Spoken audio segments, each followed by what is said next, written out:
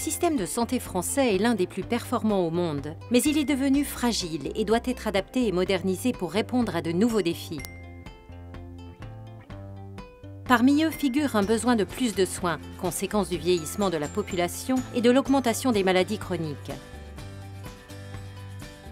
Il doit aussi s'adapter aux défis liés à la désertification de certains territoires devenus fragiles et aux attentes des médecins qui restent libres de s'installer où ils le souhaitent.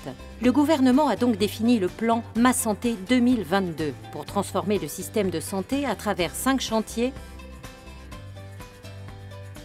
Ma Santé 2022 est impulsée et animée par les agences régionales de santé qui l'adaptent à leur territoire. L'ARS Auvergne-Rhône-Alpes a déjà engagé de nombreuses actions avec ses partenaires, en particulier dans les territoires fragiles. Avec l'assurance maladie, elle propose de nombreuses mesures incitatives pour encourager les médecins à s'y installer. Des aides financières comme des bourses d'études, des compléments de rémunération lors de maladies ou de congés maternité, des stages en médecine générale qui permettent aux futurs médecins de découvrir un territoire, une patientèle et facilitent alors leur projet d'installation. Un nouveau dispositif enfin qui donne la possibilité aux médecins généralistes d'exercer comme salariés et ainsi de mieux maîtriser leur temps de travail et de bénéficier de congés payés. Les jeunes professionnels souhaitent aussi travailler autrement, ne plus être isolés et éviter les contraintes du statut libéral. C'est pourquoi l'ARS encourage l'exercice regroupé et pluriprofessionnel en développant les maisons et centres de santé en finançant une partie de leur équipement. Chaque médecin peut également intégrer une communauté professionnelle. Ce nouveau dispositif décloisonne médecine de ville, hôpital et médico-social. Le patient, au cœur du dispositif, est ainsi mieux pris en charge. Pour que les médecins puissent accueillir de nouveaux patients, il existe la délégation de tâches entre professionnels de santé. Par exemple, la vaccination contre la grippe est désormais possible en pharmacie, ou encore la coopération avec des infirmiers pour le suivi des malades chroniques. Un gain de temps significatif pour le médecin. Faciliter l'accès aux soins partout, c'est aussi abolir les distances et réduire les temps d'intervention, en particulier dans les territoires isolés. La télémédecine et les consultations à distance répondent à cet enjeu. L'ARS finance et soutient son développement. Pour réduire les temps d'intervention, l'agence finance leur formation et l'équipement des médecins généralistes correspondants du SAMU. Toutes ces mesures doivent constamment évoluer et être adaptées. L'ARS n'est pas seule pour les mettre en œuvre, elle s'appuie sur un grand nombre d'acteurs. Au travers d'une dynamique territoriale renforcée, chacun a sa place et chacun a sa responsabilité. Nous devons collaborer dans un même objectif, la santé de tous les habitants de notre région. Monsieur Moret, bonsoir. Alors, je vous laisse présenter Ma Santé à l'horizon 2022 et les actions concrètes qui vont se dérouler en Auvergne-Rhône-Alpes. C'est à vous. Merci. Tout d'abord, au nom de l'Agence régionale de santé Auvergne-Rhône-Alpes, je tiens à signaler que nous sommes heureux pour la 4e année consécutive d'être présents lors de cette soirée.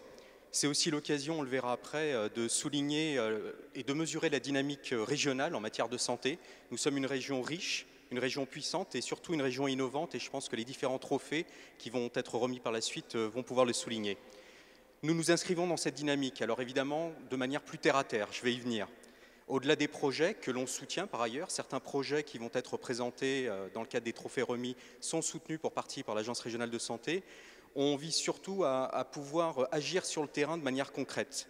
Et finalement, les actions que nous insérons sur les territoires sont finalement en grande partie intégrées dans le projet de loi Ma Santé 2022 qui est actuellement discuté au Parlement.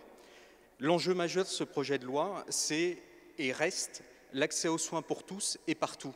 C'est vraiment une priorité que l'on partage tous.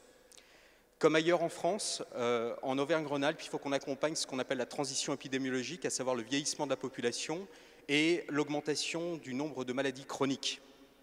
Pour cela, le renforcement de l'offre de soins de proximité est absolument indispensable. Ça passe évidemment par l'action de la médecine de ville, des paramédicaux et également des futurs hôpitaux de proximité qui font partie du projet de loi. Il s'agit aussi dans le même temps de permettre un accès aux soins techniques et spécialisés qui sont parfois plus lointains mais où la garantie de la qualité et la sécurité des soins est indispensable.